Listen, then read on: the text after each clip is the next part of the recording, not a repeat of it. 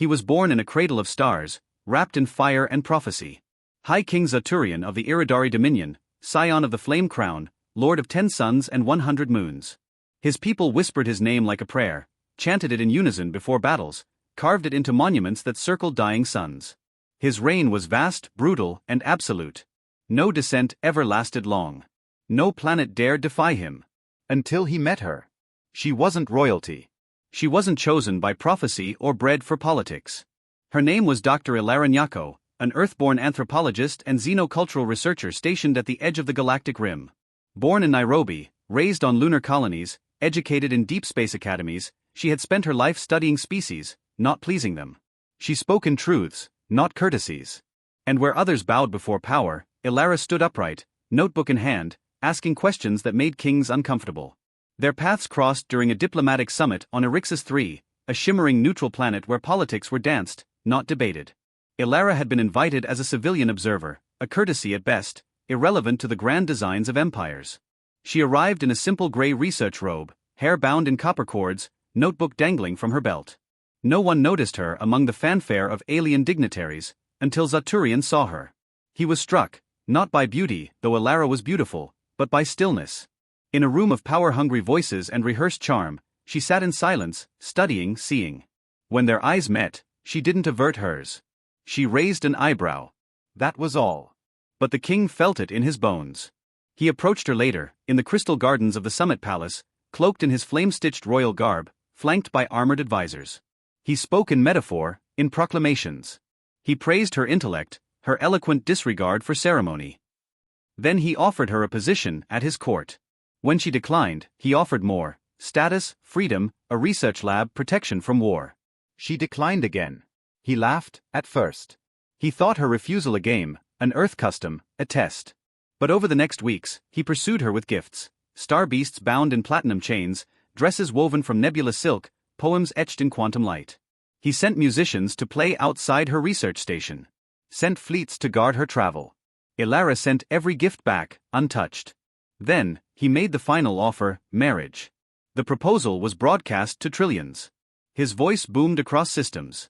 I offer the crown of the Iridari, the flame throne, and the loyalty of 1,000 worlds to the human scholar Ilara Nyako, who alone is worthy to stand beside me in dominion and in destiny. The galaxy paused, breath held. Ilara walked into the central transmission chamber. Alone. No guards. No gown. Just her notebook. She looked into the lens of the galactic broadcast, and in a voice as calm as dusk she said, "No." That was all. One word. One refusal. The galaxy erupted. To some, it was an insult beyond diplomacy. To others, it was revelation. But to Zaturian, it was wound. He had never been denied. Not once in his existence. Armadas fell for him. Civilizations collapsed to fulfill his ambitions. And here stood a human, a soft-worlder, refusing him on live broadcast, without flourish or fury. Just refusal. He demanded she be brought to him. His generals prepared a silent extraction. But Ilara vanished. She fled into uncharted systems, aided by smugglers, scholars, defectors. Wherever she went, people listened to her. Not because she had denied the king, but because she had spoken without fear. Her single word became a rallying cry. No, they painted on walls. No, they whispered in slums. No, they screamed in protests. And Zaturian's kingdom began to crack. At first, it was small, a scholar refusing to teach imperial history. A governor resigning with a public apology. A song band on 50 planets gaining 10 million downloads in an hour. Then, revolts. Sectors that had submitted to Iridari rule for generations began pulling out of trade deals. Protests erupted across capital worlds. Colonial administrators burned their uniforms in the streets. "One word made us brave again," said a rebel leader on Collier Prime, moments before detonating the royal supply route. Zaturian was enraged. He blamed Ilara. He called her a sorceress, a manipulator, a soft-tongued seductress of insurrection. He ordered her captured, dead or alive. Whole fleets were sent into uncharted territories, burning habitats where she might have passed through. He ordered scholars imprisoned, artists silenced, dissenters executed. But for every voice he silenced, 10 more rose. Because it was never just about Ilara. It was about choice. About dignity. About a word that had not been spoken to power in 1,000 years. No. Zaturian's rage consumed him. He withdrew from council, dismissed his advisors, and replaced ministers with yes-men. His paranoia deepened.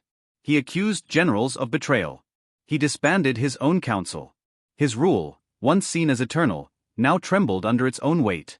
Then came the moment that sealed his downfall. On the fourth cycle of the Crimson Season, a signal appeared in every system of the Iridari Dominion.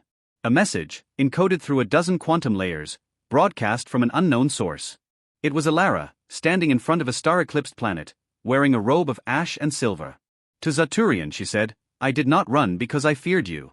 I ran because I knew you. You believe refusal is treason. You believe power is love. You do not understand humans. We do not kneel. Not to fear. Not to fire. Not to you." The feed cut off. The very next day, 5 of Zaturian's outer provinces declared independence.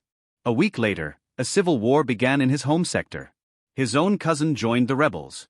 His own guards mutinied. The Flame Palace burned. The Iridari Dominion, once thought indestructible, fractured within a year. Zaturian himself was last seen aboard a fleeing ship, wounded, alone, screaming orders to a crew that no longer listened. And Alara? She never returned to Earth. She became a myth. Some say she joined a commune of free worlders in the Mist Nebula. Others claim she leads the Silent Accord, a coalition of rebel scholars and poets dedicated to dismantling empire with truth and thought. Many believe she died long ago. But her image remains. On murals painted across shattered walls. In holograms embedded in Starliner canteens. In the songs of rebel children and the whispers of old warriors. In a single, unshakable phrase scrawled in red. She said no. And we remembered how.